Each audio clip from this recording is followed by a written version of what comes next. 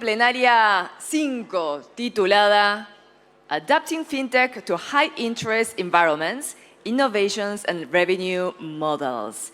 Pero antes, como siempre, vamos a invitarlos a ver un breve video de introducción.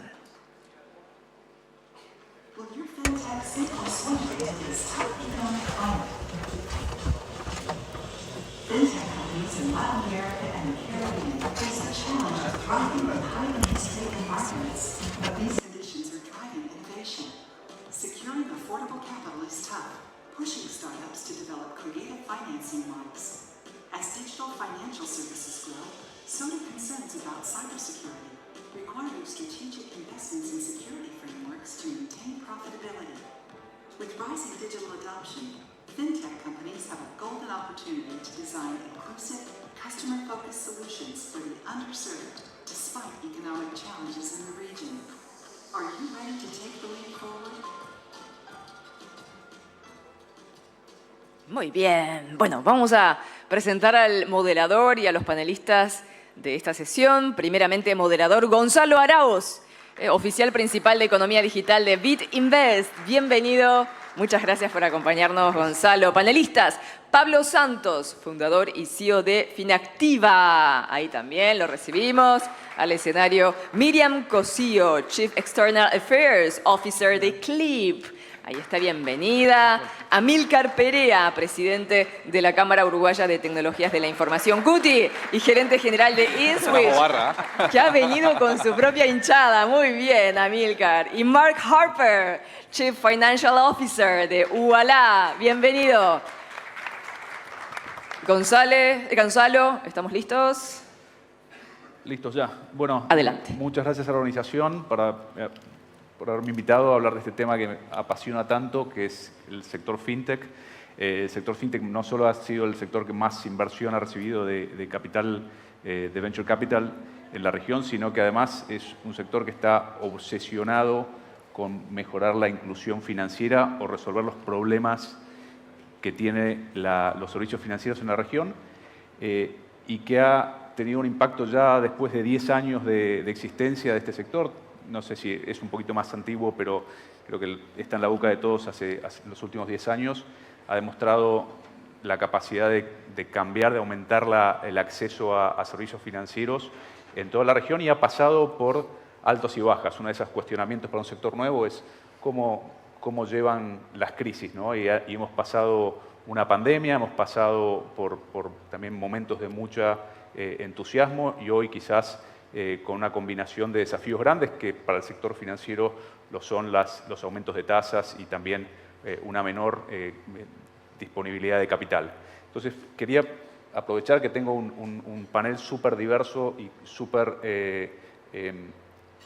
que cubrimos realmente toda la región y todos los distintos verticales que hay dentro de la industria FinTech. Quería aprovechar para, primera pregunta un poquito abierta. Empiezo contigo, Pablo. ¿Cuáles son las tendencias en este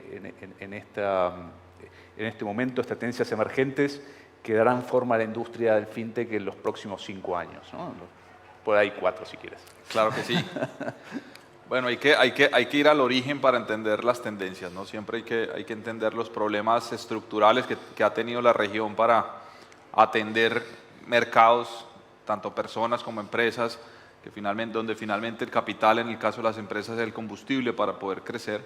Nosotros hemos visto cómo estos problemas fundamentales se han mantenido a lo largo de estos años, pero la región ha venido cambiando, es la verdad. ¿Y cómo ha venido cambiando? En los últimos 5 años la región ha recibido cerca de $30.000 millones en capital de riesgo, que ha venido siendo invertido en diferentes startups, diferentes sectores, en toda la región, obvio principalmente México y Brasil, pero Colombia ha recibido 8.000 de esos $30.000 millones. Eso lo que ha venido haciendo es, ha llenado de confianza a la región para que se están creando compañías de clase global, el talento se ha transformado digitalmente, las empresas de la región y las MIPYMES de la región, que es el mercado que nosotros atendemos, pues se han venido también digitalizando todos los temas de software contables, de software de nómina, de todos los software de gestión financiera, de cualquier tipo de herramienta que usan las empresas en el día a día.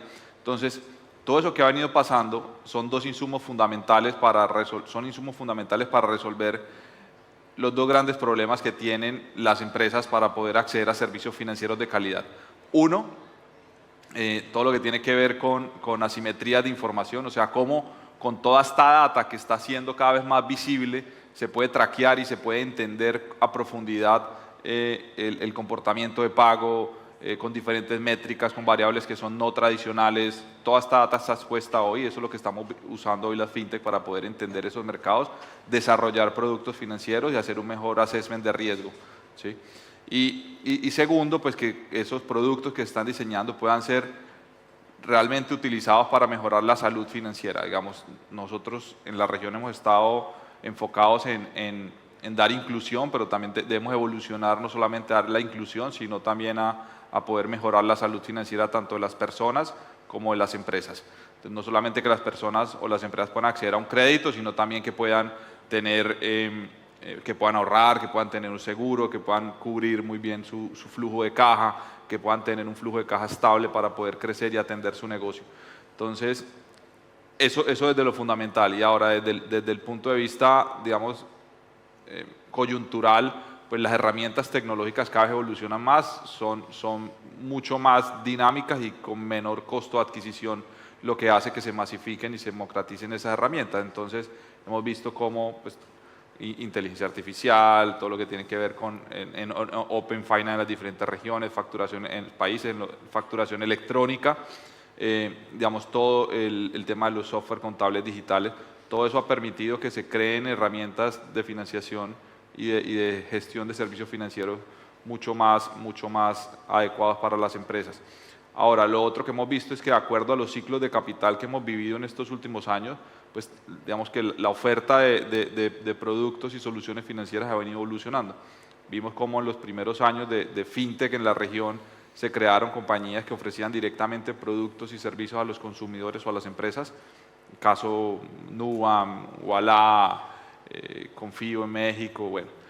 Y luego con el boom que tuvimos de capital, pues esas compañías, algunas escalaron muy bien, lo hicieron muy bien, otras, digamos, no tuvieron los resultados adecuados en gestión de riesgo, y como en los últimos años se han enfocado mucho más en construir infraestructura para habilitar los rieles, para permitirle que no solamente las fintechs, sino también los incumbentes evolucionen y sofistiquen sus modelos de negocio, su oferta de productos. Y en los últimos 2 años han estado muy marcados en entender cómo evolucionan todos el software as a service en gestión financiera, para que en el día a día de las personas y de las empresas los productos financieros puedan estar mucho más embebidos y la oferta pueda ser mucho más proactiva y no tan reactiva como ha sido históricamente. No, y me diste un muy buen pie hablando de software as a service y Amílcar, en tu rol desde InSwitch, pero también tu experiencia y tu contacto con todo el sector uruguayo de tecnología a través de la Cámara, un poco esa consulta. ¿Qué tendencias emergentes ves en todos los países que cubres o que sigues en el sector fintech? ¿Qué tendencias emergentes consideras que son más importantes en la región? Y por ahí te pido un poquito más y si me puedes dar ahí también hablar algo del tema regulatorio. Una de las cosas que me fascinan del sector fintech es su habilidad o su disposición a traer soluciones y a cuestionar y a plantear cambios regulatorios y evolución de la industria. Pero bueno, te la compliqué ya al último minuto. Tengo 30 segundos para todo eso. Tenés 30 segundos. Vamos arriba. 22. Lo primero que voy a hacer es saludar a la barra Yoruba, que anda allá en el fondo, así que gracias por acompañar. Después vamos a hablar un poco de Uruguay, así que me guardo esa parte. Y no me voy a pisar con Pablo porque comparto todo lo que ha dicho. Y terminó mencionando una de las tendencias que para mí es reina en lo que se viene, que es lo que llamamos finanzas embebidas, ¿tá? Básicamente lo que cambia el mundo del acceso a los servicios financieros es poder incorporar esos servicios, ya sea un pago, una financiación, una recaudación, un split, una remesa, cualquier servicio en el flujo de negocio de las compañías. Nosotros desde INSUIT trabajamos en 30 países. Nuestra visión básicamente es bastante genérica, pero estamos muy enfocados en Latinoamérica. ¿Qué es lo que pasa? Cuando consumimos un servicio, ya sea en formato digital o formato físico, vamos a un caso clásico de finanzas embebidas para asegurar que todos estamos entendiendo el concepto, porque hay gente acá que no es del palo, ¿no? O sea, nosotros nos tomamos un Uber, ¿tá? Y nos bajamos y ahí se generó una instancia de pago, y esa instancia de pago no fue que nosotros sacamos la tarjeta, hicimos algo, sino que eso está embebido en el flujo de negocio de la compañía. Nuestra compañía, por ejemplo, es la billetera de Uber en México. Y les cuento lo que pasa por atrás de ese simple y transparente proceso de pago sin intervención. Lo que pasa por atrás es que se generó una cotización de lo que hay que pagar. Si el medio de pago lo permite, se hace una reserva de ese monto. Cuando se llega y se tiene el monto cerrado, se intenta el cobro. Si el cobro se puede hacer, se hace un split de lo que corresponde a Uber, lo que corresponde al driver. Si hay si es un país donde se puede cobrar en efectivo, se hace una compensación con la billetera de efectivo y la billetera y lo que tiene para cobrar contra el medio de pago. Si no se pudo cobrar, se hace un adelanto para cubrir eso. Entonces, hay un montón de cosas que pasan por atrás que facilitan ese servicio financiero, y a eso le llamamos finanzas embebidas. Pasan por atrás todas esas cosas, ¿tá? Que involucran distintos actores. Las fintechs, hoy en día, como bien decía Pablo, por un lado tenemos fintechs que juegan un rol central de cara al público, y tenemos fintechs que son habilitadores a fintechs que juegan ese rol al público, como tenemos acá a Ualá, o a empresas de todo tipo, por ejemplo un Uber, por ejemplo un banco, o empresas de retail o cualquier otro tipo de empresas que necesitan incorporar esas capacidades en su flujo de negocio de una manera amigable y aceptar pagos. Entonces, para mí, una de las grandes reinas en lo que viene, ya lo está haciendo, pero en lo que viene, son esas finanzas embebidas. La segunda tendencia central tiene que ver con lo que son cross-border payments y todo lo que tiene que ver con esa realidad de los negocios digitales, donde se desdibujan las fronteras, ¿no? Yo siempre me gusta usar el mismo ejemplo porque me parece que es bastante clásico. Si quisiéramos acá, entre los que estamos, generar una academia de inglés, no vamos a decir vamos a alquilar un local y vamos a poner un cartel afuera, no, lo vamos a hacer digital. Entonces vamos a enseñar inglés en formato digital. ¿Y dónde vamos a buscar los clientes? ¿Lo vamos a buscar acá en Cava? ¿Lo vamos a buscar en Buenos Aires? ¿O lo vamos a buscar en el mundo de habla hispana? Y si nos va bien y tenemos que contratar más docentes, ¿dónde vamos a buscar esos docentes? ¿Acá en Cava, Buenos Aires? ¿O lo vamos a buscar en el mundo de habla hispana? Y a esos clientes hay que cobrarles. Y a esos clientes y a esos profesores hay que pagarles. Y a esos clientes hay que financiarles. Y el cliente puede ser de Colombia, de México, de Argentina, de Uruguay, de donde sea. Y entonces esos negocios lo tenemos que hacer en una modalidad no limitada desde el punto de vista geográfico. Lo mismo con sus empresas. Lo mismo con sus empresas. A nosotros, una de las líneas centrales que tenemos es que vienen y nos dicen, mirá, me está yendo bárbaro no sé, en Argentina y en México, quiero entrar en Brasil, Colombia, y nosotros justamente lo que hacemos es facilitar esa entrada en otros mercados. Y si viene Mark y me dice, mirá, quiero entrar en Bolivia, Paraguay y Ecuador, mi respuesta va a ser, ¿y por qué solo esos tres? Porque si vos lo que tenés es un negocio digital, ¿tá? ¿Por qué? Porque si vos tenés un negocio que tiene una logística, que tiene una entrega, que tiene una característica o temas de regulación, entonces ahí sí te puedo decir, ok, te entiendo por qué eso. Pero si estamos pensando en formato digital, tenemos que pensarlo fuera de las fronteras. Ahí me sale el uruguayo, que el uruguayo siempre piensa fuera de fronteras. Y para eso es importantísimo el tema regulatorio, y acá trato de cerrar, ¿tá? Porque ¿qué es lo que pasa? El principal temor que tenemos, lo que jugamos en los mercados más globales en muchos países, es que las autoridades de cada país se les ocurra regular lo que les parezca bárbaro. ¿tá? Y lo que necesitamos nosotros como jugadores en ese mundo sin fronteras es que esas regulaciones sean uniformes. Entonces ahí necesitamos actores como el BID, como las organizaciones supranacionales, que puedan arrojarle luz a cada gobierno de apoyarse en lo que ya funciona en otros países, México, finanzas abiertas, Brasil, interoperabilidad, ¿no? O sea, hay muchos ejemplos de cosas que funcionan bien que todos tenemos que copiar, y cuando no logramos eso, vamos para adelante igual y tratamos de imponer esa realidad.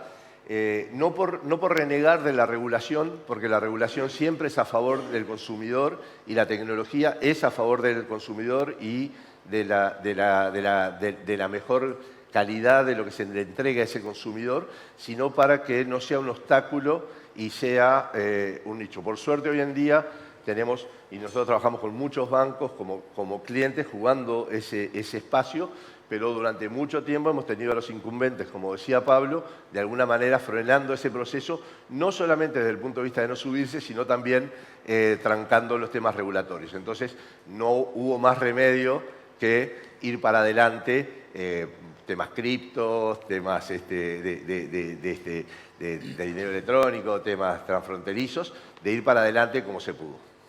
No, muchas gracias. Y Miriam, Clip es líder en México empujando la aceptación de pagos electrónicos. ¿Qué se viene? ¿Qué barreras hoy tiene México para una mayor inclusión financiera? ¿Y cómo está trabajando Clip para superar esos desafíos, ¿no? Antes que nada, muchas gracias por la invitación, fascinada de estar en este panel. Les platico un poquito Clip. Clip es precisamente un dispositivo parecido a Point de Mercado Pago aquí en Argentina o Square en Estados Unidos, que facilita la aceptación de pagos electrónicos para pequeños comerciantes inicialmente, ¿no? Y los retos son enormes, no son retos diferentes a lo que ha sucedido en toda Latinoamérica. Afortunadamente nos parecemos en eso. México hace 10 años, 12 años que surgieron los agregadores, es la figura que ostenta Clip. Más o menos había 600,000 comercios que aceptaban pagos electrónicos, de 11 millones de comercios en México, de los cuales 7 millones son informales. Y siguen siendo los 7 millones de informales y siguen siendo los 4 millones de formales, eso no ha pasado, no ha cambiado nada. Y solo había un 10% de penetración de pagos electrónicos, o sea, 90% efectivo. Aquí que quede claro, creo que todos estamos claros. El enemigo a vencer es el efectivo. O sea, el efectivo es fácil, es entendible, la gente no necesita mucho para entender cómo funciona. Y el reto es vencer esa tendencia porque el efectivo no fomenta el crecimiento de las personas y los negocios, ¿no? Porque no te da rendimientos, no te da créditos, no te permite obtener mejores condiciones. Después de 10 años, 12 años de Clip y de los agregadores en el mercado, hoy en día ya tenemos cerca de el último reporte de las autoridades, cerca de 4 millones de comercios que aceptan pagos electrónicos en el país, con cerca de 5 millones de terminales, de las cuales el 70% han sido provistas por agregadores como Clip, ¿no? Clip es el más grande agregador en México por número de comercios en tarjeta presente, y ya somos más grandes que el adquirente más grande, que es Bancomer. Y tenemos un orgulloso 25% de penetración de pagos electrónicos. ¡Orgullosísimo! Déjenme les platico, Brasil está por 60, Argentina está llegando a los 50, Chile también está por 60, Colombia está por los 40 y cacho. Es una vergüenza que México, siendo la segunda economía más grande de Latinoamérica, estemos en 10º lugar en penetración de pagos electrónicos. Fuimos los primeros en tener una regulación alrededor de los agregadores. Nos alcanzaron, nos rebasaron y estamos en 10º lugar. ¿Cuáles son los retos que enfrentamos? Obviamente sigue habiendo una gran necesidad. 50% de la población trabaja en la informalidad y creo que esa es una realidad en todos lados. O sea, darle crédito a los formales es difícil, darle crédito a los informales es imposible, ¿no? Sobre todo si te ponen tasas máximas de intereses en ciertos países. ¿Cómo das un crédito si no basas el precio en riesgo? 50% de la población en México está excluida financieramente, la población adulta. No tiene ni una tarjeta ni una cuenta, no tiene nada de la población adulta en México. El 50% de la población en México vive por debajo de la línea de pobreza y el 10% por debajo de la pobreza extrema, es decir, que no tienen lo necesario para comer. Esa es una triste realidad y los números no son casuales, ¿no? ¿Qué casualidad 50, 50, 50? Entonces, el reto está en, hay una gran necesidad que se tiene que atender. Falta competencia. Parte de las cosas que nuestra unidad de competencia ya detectó hace un par de años es que en México todo el sistema de pagos está controlado por los bancos, como en Brasil estuvo hace 10 años y como en Argentina antes de la venta de Prisma. A ver, el problema y el diagnóstico era el mismo en toda Latinoamérica. La gran diferencia es que otros países lo detectaron más rápido y actuaron en consecuencia. En México ya lo detectaron y nadie ha hecho nada. Entonces, hay un tema de competencia, ¿no? Los bancos no están permitiendo la apertura. Y al haber un tema de competencia, lo más importante es no hay una correcta distribución del ingreso. Pagos es la puerta de entrada a la inclusión financiera. Pagos es la puerta de entrada a la inclusión financiera. Cuando un comercio empieza a recibir pagos, empieza a tener transacciones, entonces ya tienes datos adicionales para hacerles un modelo de underwriting que no solamente es el buró de crédito, ¿no? Sino que te permite poder darles acceso a otras cosas, mejorar las ventas, es la puerta de entrada. Entonces necesitamos una correcta distribución del ingreso. Hoy en día los agregadores pagamos la cuota de intercambio y la tasa de descuento más alta en México, y eso que atendemos a los comercios más chiquitos, y por lo tanto ese costo se traslada a los comercios injustamente. No tenemos tecnología. Ustedes aquí tienen una penetración de pagos sin contacto de 70%, en Argentina y en Guatemala en 75%, y a donde va Costa Rica, impresionante. En México es del 5%. No existe tecnología de contactless, no está habilitada porque los bancos no han habilitado las terminales para eso. No tenemos pagos con QR, nunca lograron ponerse de acuerdo para un estándar que aquí Mercado Pago lo hizo espectacular. Y ni hablemos de CODI, porque el comparativo con Pix nos hace quedar muy mal.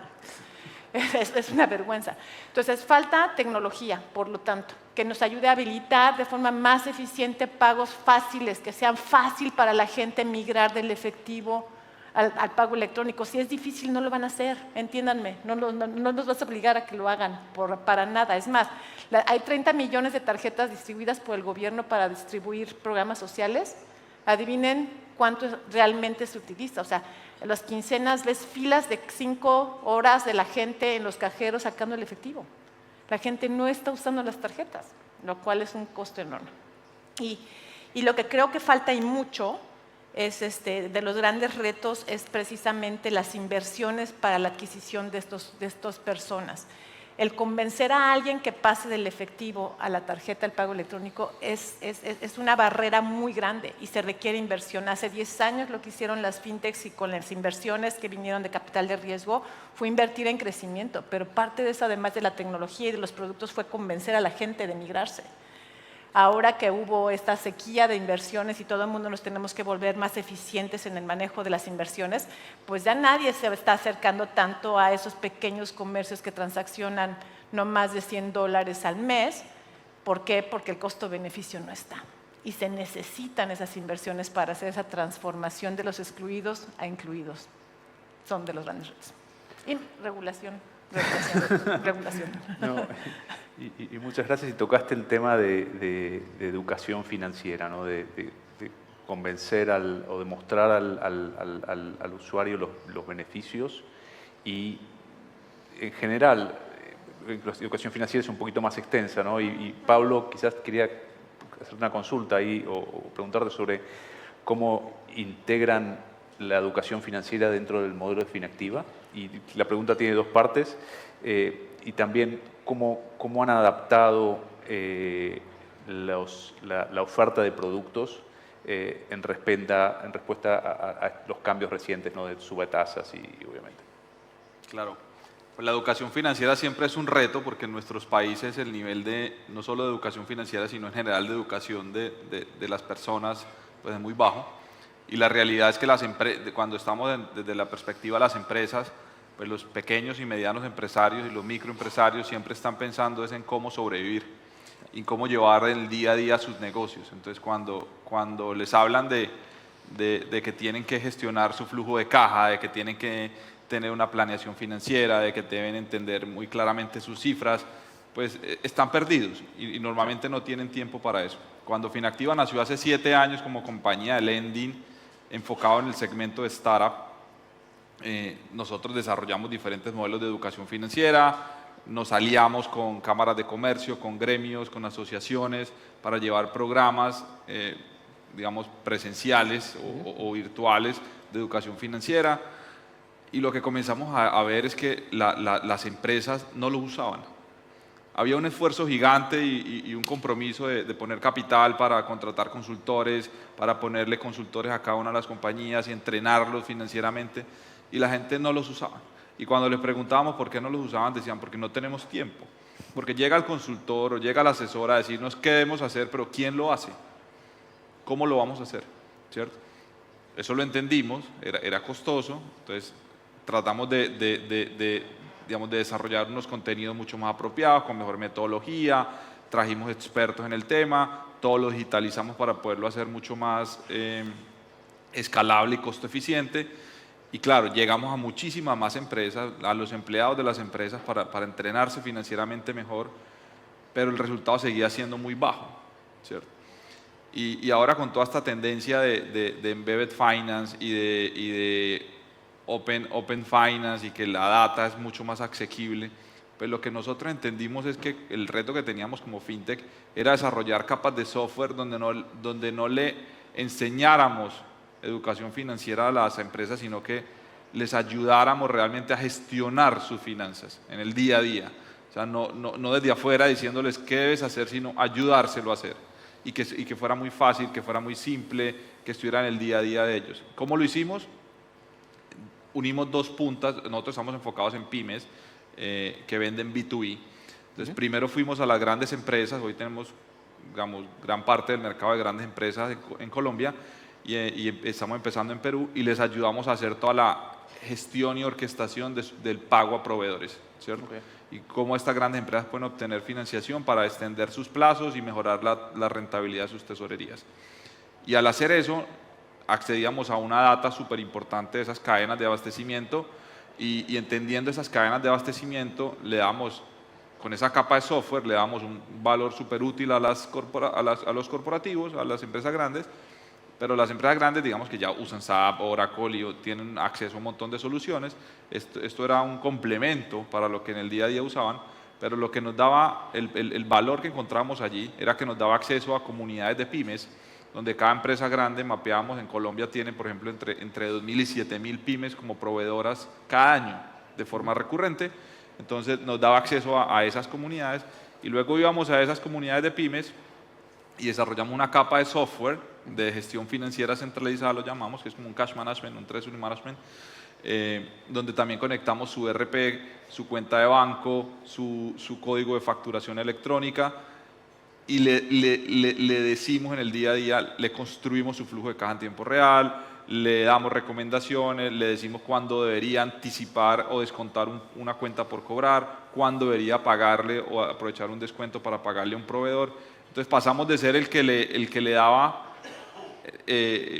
enseñanzas o trataba de enseñarle al tesorero, al contador o al gerente de la pyme cómo manejar sus finanzas, pasamos a manejárselas, ¿sí? y hacerlo fácil y que no tuviera sobrecostos y que no tuviera que contratar más gente y que operativamente no tuviera fricciones y eso ha dado un resultado espectacular. Entramos hace 3 años en el negocio de factoring en Colombia y hoy afortunadamente movemos el 30% del negocio de factoring de Colombia, cuando era un negocio que tradicionalmente había estado marcado por los bancos, ¿cierto? Entonces, eso es como ha evolucionado la oferta de Finactiva. Pasamos de una compañía de lending exclusivamente a una compañía de supply chain finance, a una compañía de software de gestión financiera, de software de diferentes capas para la gestión financiera de las empresas.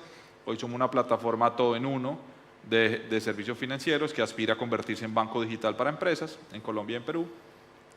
Que hemos evolucionado, digamos, en nuestra oferta de soluciones y que esa oferta de soluciones la hemos pensado poniendo al cliente en el centro con estas herramientas que le ayuden a ellos no solamente a entender mejor sus finanzas, sino a manejarlas mejor. No, súper. Marc, Ualá opera en 3 países, pero tiene mucha experiencia en trabajar en un contexto económico dinámico, ¿no? Sí. ¿Y qué estrategias ha implementado para adaptar su modelo de ingresos y seguir creciendo en este ambiente de tasas más altas? Y cómo, desde tu posición de CFO, cómo identificás oportunidades para optimizar la oferta de productos y mantener este crecimiento que ha sido tan exitoso, ¿no? Sí. Creo que, Gonzalo, creo que dijiste algo muy importante al principio cuando dijiste que el propósito de las fintech, y creo que aplica a cualquier compañía de hecho, es en resolver problemas. Y creo que voy a decir algo un poco raro para un CFO, pero nuestro propósito no es en ser rentable o ganar dinero, es en resolver problemas.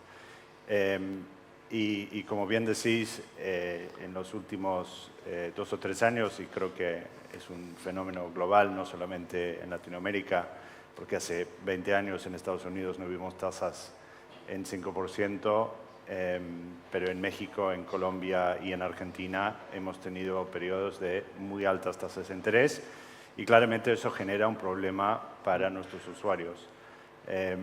Y por ende, tener una oferta de producto amplio que atiende a ese usuario en ese momento fue súper importante para nosotros. Creo que los 2 lanzamientos más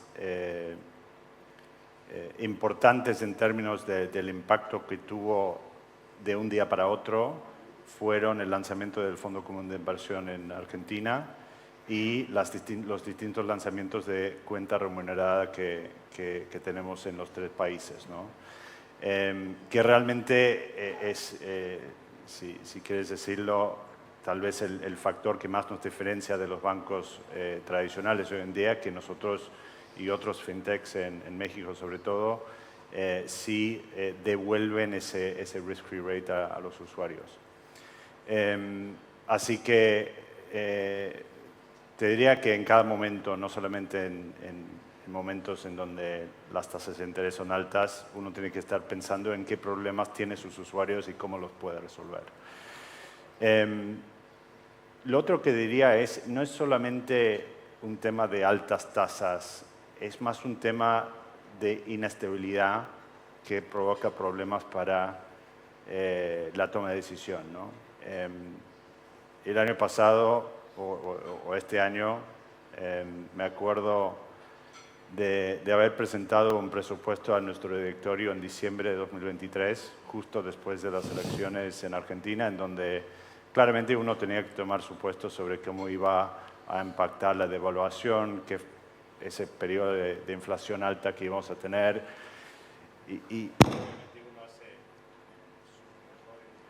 Ya no se te oye. Te perdimos.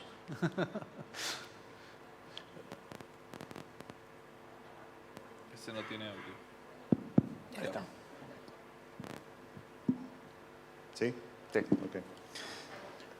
Uno hace su mejor intento de pronosticar, pero viniendo de tasas de interés arriba del 100%, con una devaluación del 100% de la moneda, era muy difícil proyectar hacia un año hacia adelante cómo iba a impactar distintas líneas de negocio. Ualá ofrece pagos, obviamente, con sus distintas tarjetas, préstamos, que obviamente depende mucho de cómo va a evolucionar la tasa de interés, inversiones, distintos tipos, sean de ahorro o sean de más riesgo, y la parte de merchant acquiring.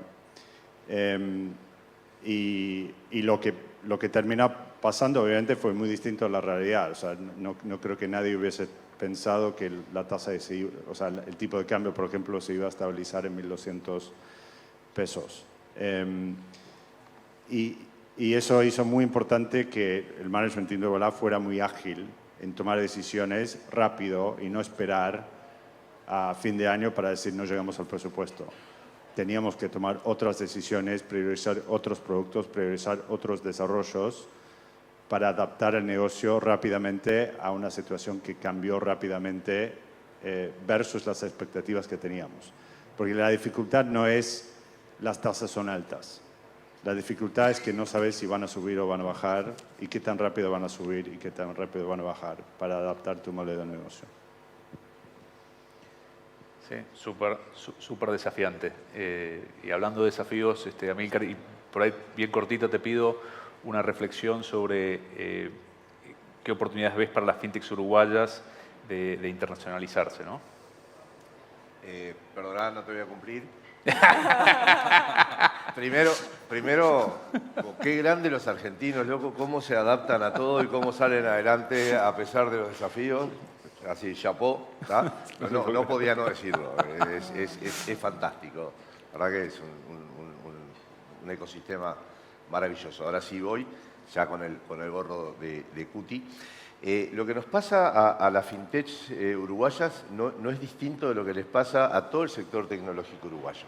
Nosotros somos un país que tiene un mercado muy reducido, entonces una cosa maravillosa que nos pasa a todas las startups y a todas las empresas tecnológicas uruguayas es que somos como Pinky Cerebro, ¿tá? Salimos todos los días a conquistar el mundo. Nuestro mercado es el mundo, ¿tá?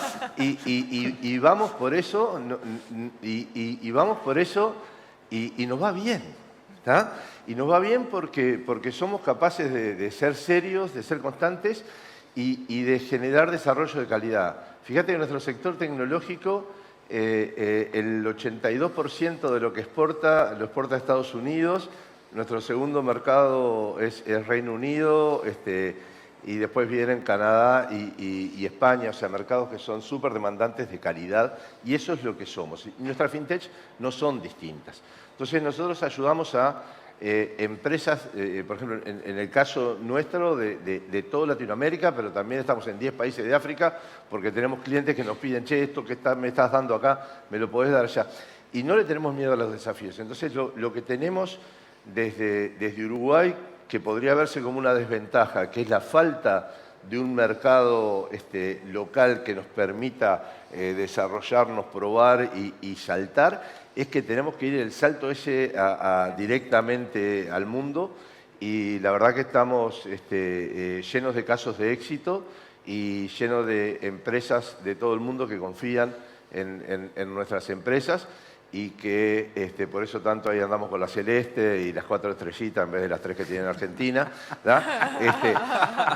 porque realmente empujamos, nos acompañamos entre todos. Las referencias de ser serios, de ser buenos empresarios, de ser buenas empresas, de tener buena tecnología, de cada uno de los colegas nos impulsan a nosotros, y bueno, ahí está nuestra magia. No, súper. Gracias. Y gracias, estuviste bastante bien en el tiempo. Miriam, quería tocar contigo este tema de colaboración con otras fintechs y con otros jugadores tradicionales. ¿Qué tan importante es para seguir haciendo crecer el ecosistema financiero en México? Bueno, pues yo me voy a permitir quitarme el sombrero, pero ante todos ustedes. Sí. O sea, para mí lo que Colombia ha hecho en términos de regulación, lo de Uruguay en términos de colaboración entre todos, Argentina, enfrentar los retos que a veces los gobiernos nos imponen a pesar de nosotros, es maravilloso. Yo creo que en general en Latinoamérica hemos aprendido a ser resilientes cada uno dentro de la realidad que nos toca vivir. Pero lo que sí tenemos es que nos ponemos ejemplos, y lo que sí creo que hacemos también es voltear a ver lo que los otros están haciendo bien.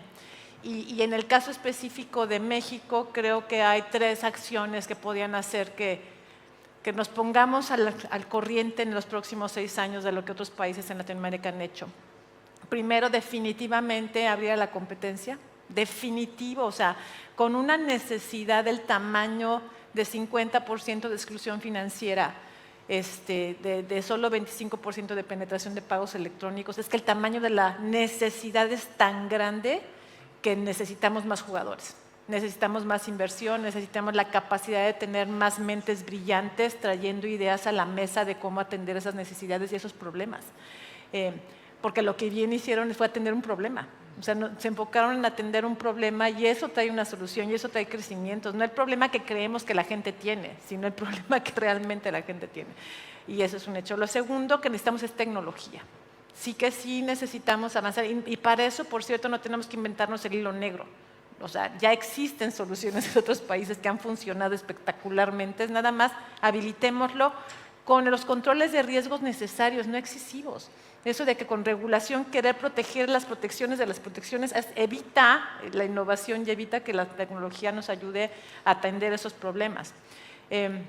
Lo tercero que necesitamos definitivamente es colaboración con el gobierno. Y cuando hablamos de colaboración no nada más se trata de regulación.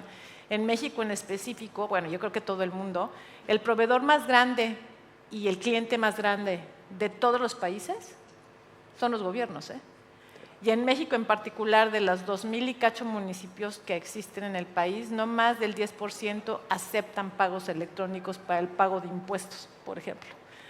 Y me pregunto cómo le pagan a sus proveedores, ¿no? Ya afortunadamente la distribución de los programas sociales ya les hacen con una tarjeta abierta. Ya les dije que el resultado sigue siendo que van al cajero a sacar el dinero, pero bueno, ya es un avance. Pero se necesitan digitalizar a los gobiernos, se necesitan predicar con el ejemplo, ¿no? Y ahí hay una colaboración profunda que las fintechs podemos hacer. ¿Por qué? Porque los jugadores tradicionales no saben atender ese tipo de problemas y tal vez ni les interesa atender ese tipo de problemas. Nosotros podemos colaborar en eso. Y por lo tanto la colaboración entre los jugadores tradicionales, las fintech y el gobierno es crítica. En México se está trabajando en el Grupo de Innovación Financiera que liderea la Secretaría de Hacienda a través de la Unidad de Banca y Valores, donde finalmente se está abriendo a la colaboración de todos los sectores para proponer política pública que hable alrededor de estos temas. Yo lo único que espero es que esas promesas se hagan realidad.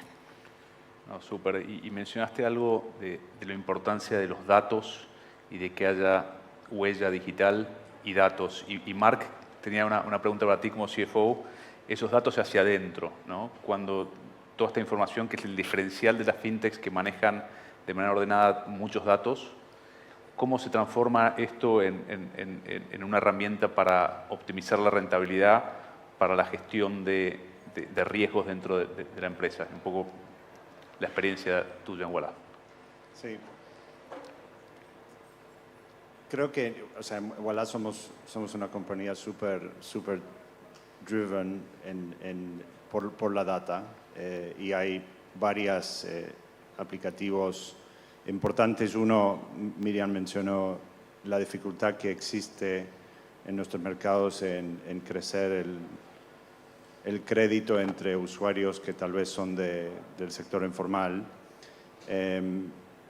Te diría que lo que más ha impactado el negocio de Ualá en los últimos 18 meses tal vez es en poder escalar esa vertical de negocio utilizando los datos de los usuarios y no dependiendo únicamente de fuentes públicos o fuentes que usan los bancos tradicionales, porque la realidad es que si solamente usas la misma información que usan todos, vas a llegar a la misma conclusión, que es que si no tienes un historial crediticio no te voy a dar un préstamo.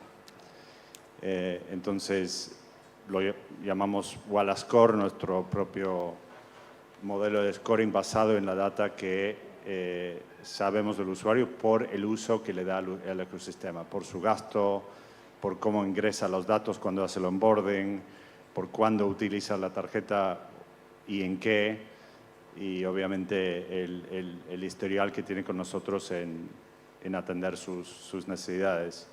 Y eso nos ha permitido este año quintuplicar el tamaño del libro, que lo están haciendo muchos, pero nosotros por ahí estamos haciéndolo enfocado en el segmento que no tenía acceso al crédito antes.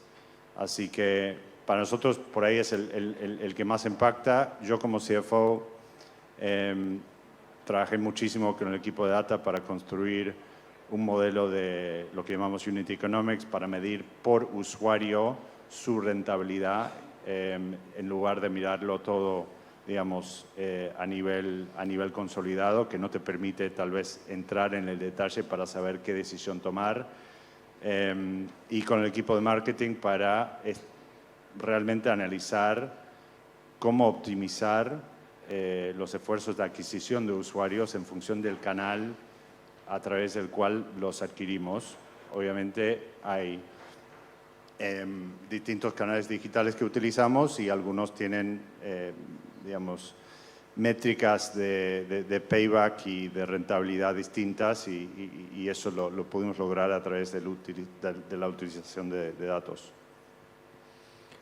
No, genial, y creo que es súper interesante la interacción que tienen entre los distintos actores del sector fintech de generar estos datos, de utilizarlos para lograr mayor engagement de los clientes, y eso genera nuevamente más datos y más salud del sistema financiero, que creo que es uno de los principales problemas que tenemos, es la falta de información para toma de decisión, y a la medida que los negocios de todos ustedes crezcan, esto va a hacer una inclusión mucho mayor y una mucho mayor satisfacción del usuario final. Así que es impresionante lo que están haciendo en los distintos mercados con los distintos desafíos. Creo que no tenemos más tiempo, ¿no? No, bueno, me han quedado muchas preguntas, seguramente igual que al público, para seguir. Seguramente alguno se acercará a hacerle más preguntas. Yo personalmente creo que voy a tener algunas preguntas más para hacerles al mediodía o en el resto del día. Así que muchas gracias al público también. Gracias. Gracias.